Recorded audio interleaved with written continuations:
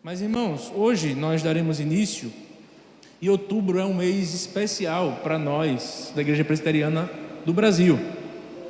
E quem lembra, é o mês de quê em outubro? O mês da Reforma, justamente. Esse ano, irmãos, a Reforma faz 508 anos que aconteceu a Reforma no caso. Então nós estaremos dividindo todo esse mês, essas quartas serão quartas temáticas de coisas relacionadas à Reforma Protestante, tá certo? Então hoje nós estaremos estudando a doutrina da vocação. Mas antes, irmãos, vamos orar ao Senhor?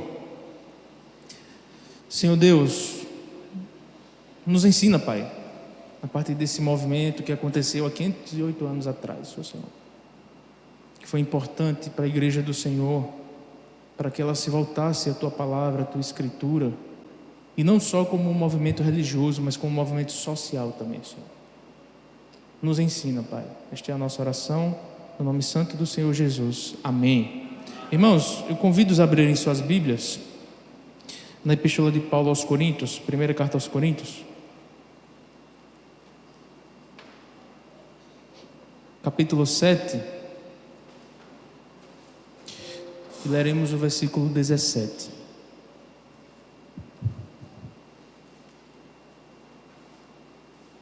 Primeira Coríntios, capítulo 7, versículo 17. Diz assim a palavra do Senhor: Ande cada um segundo o Senhor lhe tem distribuído, cada um conforme Deus o tem chamado.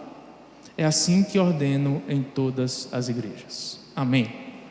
Irmãos, e por que esse tema é tão importante para nós? Por que esse tema, normalmente em reforma, só se fala de justificação pela fé, que é algo muito importante, né? E de alguns outros sola escritura, sola fide, sola deo glória, mas pouco se fala nesse tema da doutrina da vocação. Acho que os irmãos já falaram ou já ouviram a seguinte expressão: uma pessoa é convidada a trabalhar em alguma área da igreja, em algum ministério da igreja, e ao você conversar com ela, ela diz a seguinte expressão: ela está muito nervosa, e você pergunta o porquê, e ela diz: porque trabalhar para Deus é diferente. Acho que você já deve ter ouvido, ou já deve ter falado, meu irmão, essa expressão. Mas isso pode ser duas coisas. A primeira delas pode ser algo incomum para ela, algo diferente do seu trabalho, é verdade. Mas a segunda coisa pode ser uma separação daquilo que é trabalho para Deus e daquilo que não é um trabalho para Deus. Ou seja, uma diferença de secular e sagrado. Aquilo que Deus tornou santo e aquilo que não é. E é justamente isso, irmãos, por isso que essa doutrina foi tão importante no período da Reforma, no período dos puritanos e até hoje. Porque você já parou para pensar, meu irmão, que o seu trabalho diário, aquele que muitas vezes você faz no automático, é tão santo quanto a oração de um pastor no púlpito? Existe um puritano chamado William Tyndale, que ele diz o seguinte: há uma diferença entre lavar louças e pregar a palavra de Deus, mas no tocante a agradar a Deus, nenhuma em absoluto. O que ele quer dizer é que não há uma diferença entre um trabalho de uma diarista e um trabalho de um pastor. Claro, muda a forma, mas diante de Deus, se for para a glória dele, é tudo igual, meu irmão. Então essa doutrina é tão importante porque ela separou aquilo que a Igreja Católica fez na época, principalmente de Idade Média e um pouco depois. Tanto é que a gente vai lembrar da sociedade como era. O clero era algo muito superior do restante da sociedade. Ele tinha autoridade diferente. Mas e o que isso quer dizer? Porque se olhava para o clero, para os padres, para os pastores, como alguém muito superior do restante. E isso era um reflexo de toda a sociedade na época. Tanto é que, se você lembra como era a missa, principalmente nesse período, o padre ficava de costas para a igreja e a missa era feita em latim. Então o povo não entendia a própria missa, o que estava sendo realizado ali, tá certo? Mas e o que é que isso quer dizer? Porque durante séculos essa ideia teria parecido absurdo. A noção de vocação estava restrita a quem se retirava do mundo. E a gente lembra, monges, freiras, padres, faziam votos de pobreza, celibato, obediência, e assim eram considerados os únicos que levavam uma vida verdadeiramente espiritual. Já um agricultor, um comerciante, a mãe cuidando dos filhos, eram vistos como seculares, inferiores, quase mundanos. E nesse contexto, irmãos, de reforma, onde Martim Lutero e Calvino trouxeram de volta uma verdade bíblica e que fazia muito sentido. Porque Deus chama todos os seus filhos em todas as áreas da vida para servi-lo com a mesma dignidade espiritual. Essa é a doutrina da vocação. Ela nos lembra que o chamado de Deus não está restrito somente a quem trabalha no templo, como músicos, como pastores, presbíteros e diáconos, mas se estende à cozinha, à oficina, ao escritório, à sala de aula, a toda e qualquer profissão, claro, que não está relacionada com o pecado, mas todas as profissões, irmãos, são usadas para a glória do Senhor. Então isso foi um ensinamento que a reforma trouxe, onde separou aquilo que é sagrado e aquilo que não era. O sagrado, onde separaram o sagrado do secular, e a reforma uniu. Então, e a gente lembra do sacerdote. Inclusive, a gente ainda hoje vê os católicos chamando seus pares de sacerdotes, por exemplo. Você não vê pastores sendo chamados de sacerdotes. E por quê? Você vai ver, irmãos, que os pastores não praticam sacrifícios.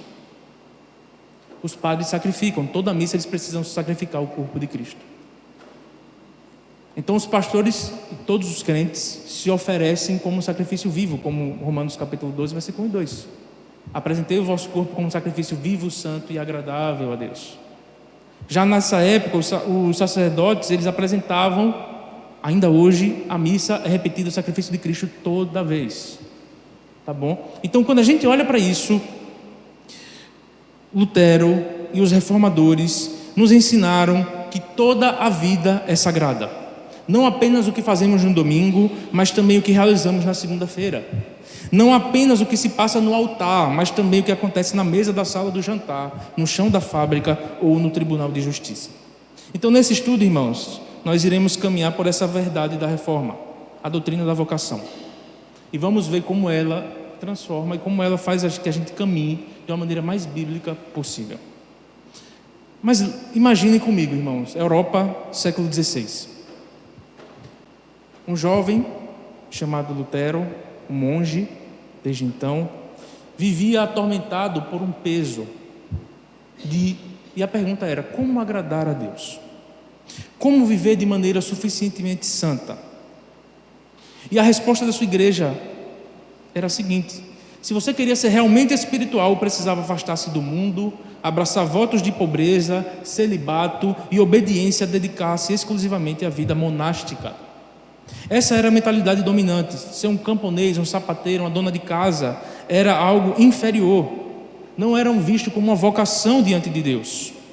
E Lutero desenvolveu que toda a vida pertence. Tanto é que William Perkins, depois, diz o seguinte: a ação de um pastor guardando ovelhas é um trabalho tão bom diante de Deus como a ação de um juiz ao sentenciar, ou de um ministro ao pregar.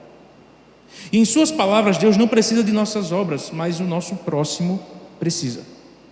Essa frase trazia, e Lutero ensinava, que a fé que nos salva não é fruto do nosso esforço religioso, mas da graça de Cristo. E se uma vez salvos, somos enviados de volta ao mundo para amar e servir em nossas responsabilidades ordinárias. E assim, irmãos, a reforma derrubou esse muro sagrado e secular.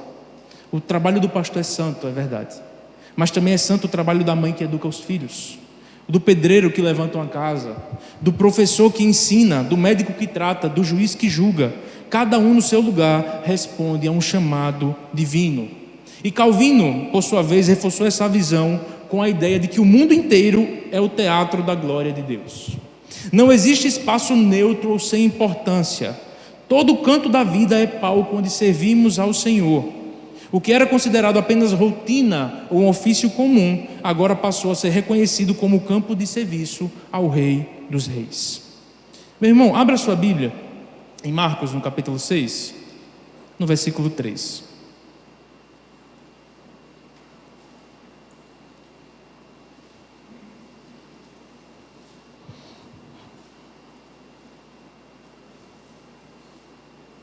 Olha o que diz Marcos capítulo 6, versículo 3, meu irmão. Não é este o carpinteiro, filho de Maria, irmão de Tiago, José, Judas e Simão? E não vivem aqui entre nós suas irmãs? Escandalizavam-se nele. Só que, irmãos, perceba, o destaque que eu quero dar nesse versículo era: qual era o ofício de Jesus? Qual era a profissão de Jesus? Lembra que nessa época, hoje, a gente vive uma grande diferença da época. Se seu pai fosse um ofício, provavelmente você seria também. Assim na Idade Média também, um pouco menos ainda, devido ao surgimento das universidades depois e tudo mais. Mas nessa época, o que seu pai seguisse, você também seguiria. Então, qual era o ofício de Jesus? Jesus era um carpinteiro ou construtor, com a própria palavra, ela vai nos dizer mais dignamente, inclusive. Mas note, meu irmão, o que eu quero falar é que Jesus, como um carpinteiro, não há uma separação do ofício de Jesus como carpinteiro, como algo secular, para ele, e ele sendo um Messias. Vamos lembrar do apóstolo Paulo? Qual era a profissão do apóstolo Paulo? Fazedor de tendas. Não é isso? Então Paulo entendia, inclusive os personagens bíblicos entendiam, que a sua profissão era usada para a glória do Senhor.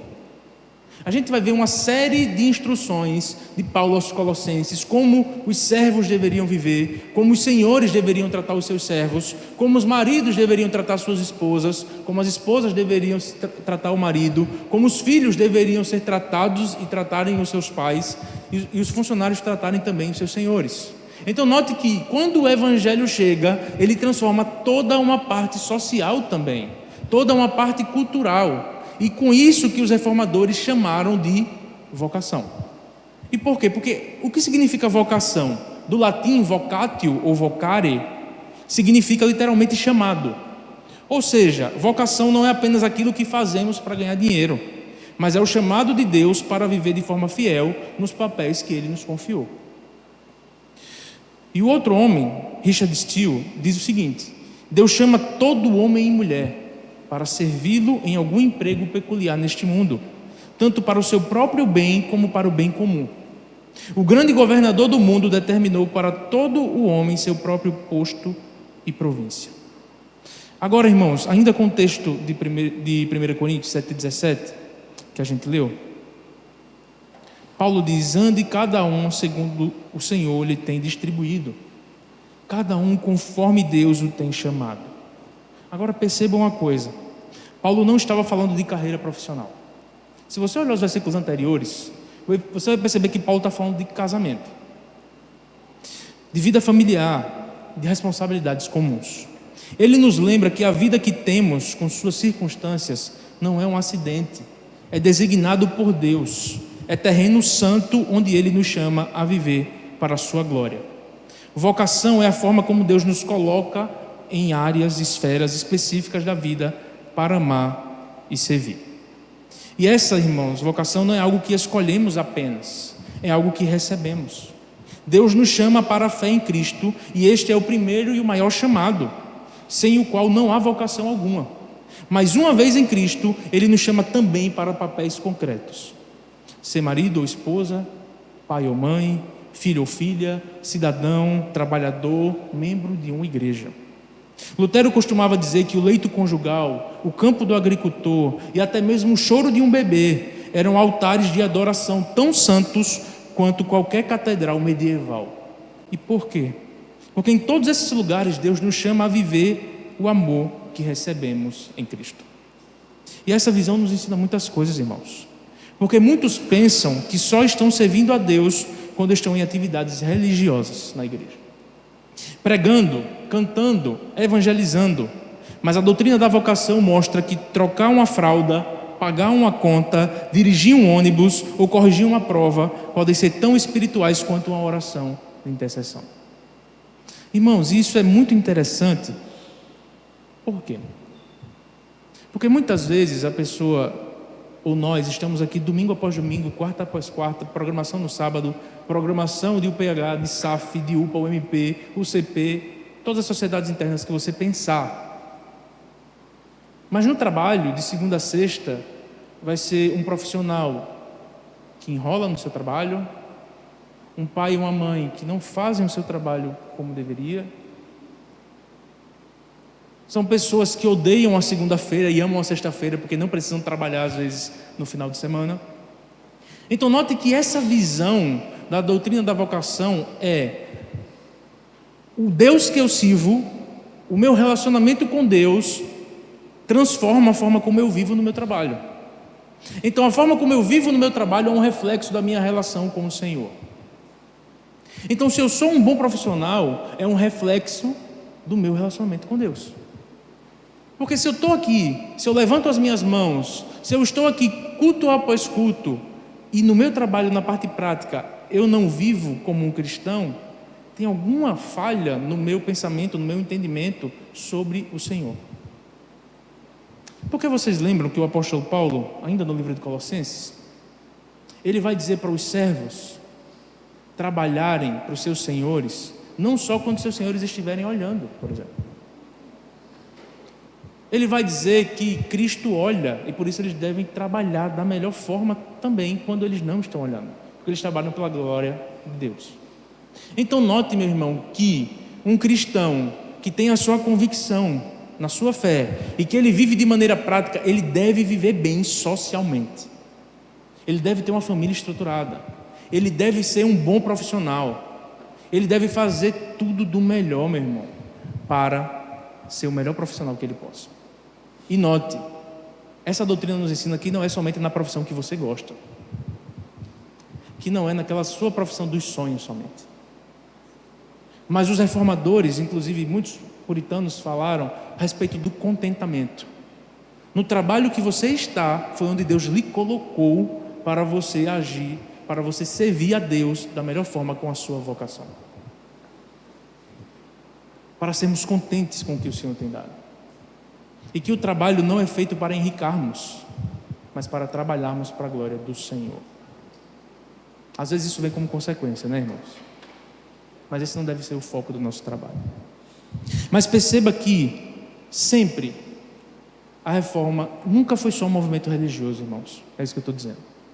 Muitas pessoas resumem a reforma como 95 teses pregadas na igreja de Wittenberg. Mas não foi só isso. E aí você lembra do lema dos reformadores, dizendo que do lado de cada igreja tinha que ter um hospital e uma escola. Você vai ver que Lutero se preocupou em traduzir a Bíblia para o alemão do povão. Tanto é que a nossa confissão, no capítulo 1, vai dizer que todos os povos devem receber a Bíblia traduzida na sua própria língua. Isso é, irmãos, o resquício da reforma, baseada na reforma protestante. Então a reforma se preocupou socialmente com o povo e também na forma de trabalhar. Mas também a reforma falava de 3 esferas, irmãos. 3 grandes esferas que Deus instituiu, que são chamadas de o lar, a igreja e o Estado. O lar, o primeiro chamado que recebemos não é no trabalho nem na igreja, mas na família. Ser marido ou esposa é uma vocação. Ser pai, mãe, filho ou filha é uma vocação. Tanto é que na época de Lutero, a própria palavra economia vinha de oikos, que é casa, e nomos, que é gestão. Então significava administrar vida doméstica, a vida doméstica. E isso era a base da sociedade. Assim, cuidar da casa, sustentar a família, criar os filhos, cozinhar, limpar, trabalhar para prover, tudo isso são expressões do chamado de Deus. Lutero chegou a dizer que o simples ato de uma mãe trocar a fralda do bebê é mais agradável a Deus do que as penitências de um monge no mosteiro. Porque ali naquele gesto simples está o amor ao próximo. A segunda esfera é a igreja. Todos os cristãos são chamados pelo Evangelho. Esse é o chamado universal. Mas dentro da igreja há diferentes papéis e responsabilidades. Por exemplo, pastores têm o chamado de pregar e administrar os sacramentos. Presbíteros e diáconos são chamados a cuidar da comunidade. Os demais membros também são chamados a servir, orar, aconselhar, ensinar e ajudar. E aqui entra a doutrina do sacerdócio universal dos crentes, que é no qual que essa doutrina é firmada, que é o tema do pastor Felipe, que ele vai tratar no dia 22. Tá certo? Não significa que todos devem ser pastores, mas que todos têm acesso direto a Deus e todos podem servir espiritualmente em sua comunidade. Irmãos, imagina se todo mundo fosse pastor. Imagina se todo mundo fosse presbítero, ou se todo mundo fosse diácono. Não ia existir um trabalho na igreja funcional. Então Deus dotou chamados, vocações diferentes para o povo de Deus servir na igreja também. Na família, na igreja. E o terceiro, irmãos, a terceira esfera é o Estado e a sociedade. Nossa vida não se limita à família e à igreja. Também somos cidadãos. Vivemos sob leis, numa cultura, numa nação. E isso também é vocação. Trabalhar honestamente é uma vocação. Exercer cidadania responsável é vocação. Ocupar cargos públicos, legislar, administrar a justiça, e tudo isso é vocação. Irmãos, e talvez este seja o mais negligenciado pela igreja. Eu acho que hoje tem voltado um pouco, mas durante muito tempo foi o mais negligenciado. Porque a gente vê o sistema como está, o governo de todo mundo, né? E para muitos, por muito tempo, um cristão se envolver em arte era algo do demônio, talvez, né? Com música, com arte, ou ocupando cargos públicos, como no governo, ou em alguma coisa. Para o cristão, e ainda hoje talvez você vai escutar que é algo que não dá para o cristão estar. Mas na visão da reforma, ele precisa estar. Porque se o cristão não está lá com o serviço ao Senhor, um descrente estará. E ele não estará preocupado, muitas vezes, com a sociedade, ele não estará preocupado com o bem comum, coisa que o cristão está. Então, se não tem crentes lá, meu irmão, o mundo está. Tá certo? E na visão da reforma, quando Jesus diz: vós sois o sal da terra e a luz do mundo, ele está dizendo que o nosso testemunho não se restringe às quatro paredes da igreja, mas se estende à praça pública, ao trabalho, à universidade, à política também. Então, em todas as esferas sociais, irmãos, somos cristãos e devemos estar na saúde, na política, na igreja. Porque se você parar para perceber, meu irmão, o pastor, ele não tem o acesso que você tem na sua vocação. O pastor, ele não tem o acesso que você tem na saúde, se você dá saúde. Deus dotou você com uma vocação que Deus lhe deu, e você deve fazer isso para a glória do Senhor. Então, como é que nós temos trabalhado e temos usado o chamado que Deus nos deu? Sendo uma enfermeira, um médico, um advogado, uma diarista, um pai, uma mãe, filho, na escola, na faculdade. Como é que nós temos usado esse chamado que Deus nos deu para propagarmos a glória do Senhor? Agora, também, se você passou por universidade, você sabe o que eu estou falando, mas colégio também é a mesma coisa. Normalmente, irmãos, quando a gente observa em universidade, colégio e o que for, eu fiz 6 períodos de agronomia. E aí a gente percebe que muitos da minha sala se diziam cristãos, por exemplo, mas eram os que mais colavam na prova, por exemplo. Isso se torna normal para o mundo e para os crentes, infelizmente. Então, no lugar de propagar a glória do Senhor, as pessoas sujam o nome de Cristo. Então perceba, meu irmão, que a reforma traz a sua teologia, uma reforma religiosa, mas com isso também traz uma reforma a respeito do trabalho. Mas e qual é o propósito da vocação? Qual é o objetivo? O próximo precisa das nossas obras, irmãos. O marido existe para amar a esposa, por exemplo. A esposa existe para cuidar e edificar o lar. Os pais existem para nutrir, ensinar e proteger os seus filhos. Os governantes existem para zelar pelo povo. O trabalhador existe para produzir algo útil que abençoe os outros. A vocação, portanto, é um chamado ao amor prático, ao serviço real, ao cuidado concreto. Irmãos, e quando nós... E Lutero usava um termo interessante. A vocação como uma máscara de Deus. E o que é que isso quer dizer?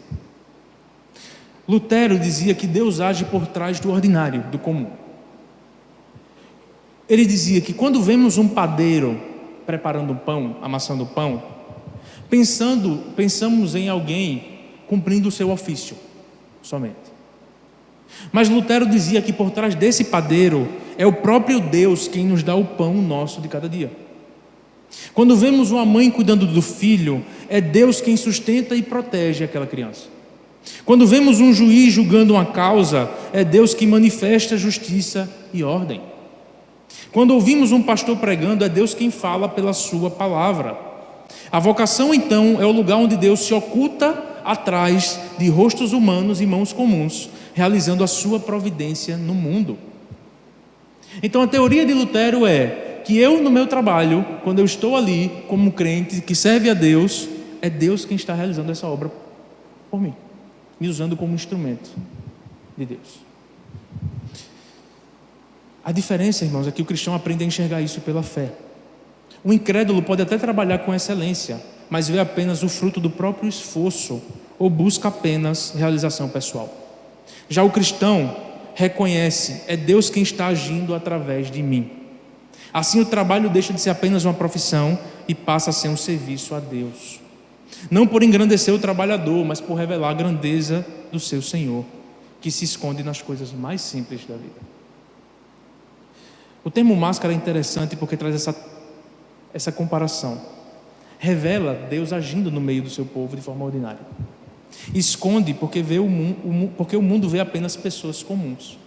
Então o povo de Deus sabe que no trabalhador você vai ver o próprio Deus agindo na sociedade, enquanto para o descrente é impossível observar isso. Então por isso, irmãos, que nós devemos trabalhar, e o conceito da reforma foi esse, nós devemos trabalhar fazendo para Deus. Porque as pessoas, ao olharem para nós, ao saberem que somos crentes, que somos cristãos, é o próprio Deus quem está realizando essa obra através dos nossos trabalhos. Por isso que eu não posso enrolar no meu trabalho. Por isso que eu não posso chamado de migué, por isso que eu não posso dar migué no meu trabalho. Por isso que eu tenho que fazer tudo com excelência. Eu tenho que fazer tudo com excelência. É no corte de cabelo, é na administração de uma empresa, é na administração do meu lar. Eu tenho que fazer tudo, irmãos, para a glória do Senhor. Mas há um perigo, irmãos, do pecado na vocação. Lutero também lembrava que muitas vezes pecamos em nossas vocações. Por exemplo, pais que ao invés de amar, dominam seus filhos. Governantes que ao invés de servir, exploram o povo. Trabalhadores que ao invés de edificar, buscam apenas o lucro ou a vaidade. Nessas situações, em vez de sermos máscaras de Deus, acabamos sendo caricaturas distorcidas. E ainda assim, Deus em sua graça muitas vezes continua abençoando os outros apesar de nós. Irmãos, e o último ponto que eu queria tratar com vocês é a vocação como caminho da santificação. A vocação não é apenas o lugar onde servimos ao próximo. Ela também é o campo onde Deus trabalha em nós, nos moldando, nos quebrando e nos santificando. O cotidiano nos mostra, irmãos, nos ensina muitas coisas. Por exemplo, muitas vezes pensamos que santificação acontece apenas em retiros espirituais, em acampamentos, em experiências intensas de oração ou em momentos extraordinários. Mas a doutrina da vocação nos lembra que Deus usa o ordinário para nos tornar semelhantes a Cristo. É no casamento, com suas alegrias e tensões, que aprendemos a amar de forma paciente e sacrificial. É na criação dos filhos, com noites mal dormidas e desafios constantes, que somos treinados em abnegação e perseverança. É no trabalho, com pressões, injustiças e responsabilidades, que crescemos em disciplina, humildade e serviço. Assim a vocação se torna a escola de Cristo no nosso dia a dia. Cotton Mather diz o seguinte: é o favor singular de Deus a um homem que este possa atender à sua ocupação com contentamento e satisfação. Lembra, irmãos, da palavra de Jesus em Lucas, no capítulo 9, 23? Se alguém quer vir após mim, negue-se a si mesmo, tome cada dia a sua cruz e siga-me. Esta cruz não é apenas perseguição religiosa, irmãos. Muitas vezes é o peso da própria vocação, o esforço de servir quando gostaríamos de ser servidos, a paciência em suportar o próximo difícil, a disciplina em ser fiel quando ninguém vê. A vocação nos coloca diante de cruzes diárias e é justamente aí que somos moldados à imagem de Cristo. Mas também não podemos esquecer que falhamos constantemente em nossos chamados. Pais erram com os filhos, filhos desobedecem aos pais, governantes se corrompem, trabalhadores negligenciam, membros da igreja falham uns com os outros, mas é no meio dessas falhas que a graça de Cristo nos alcança novamente, nos conduzindo ao arrependimento e restaurando em nossa vocação. Ou seja, irmãos, não apenas servimos em nossa vocação, mas também experimentamos nela a realidade do Evangelho: queda, arrependimento e perdão.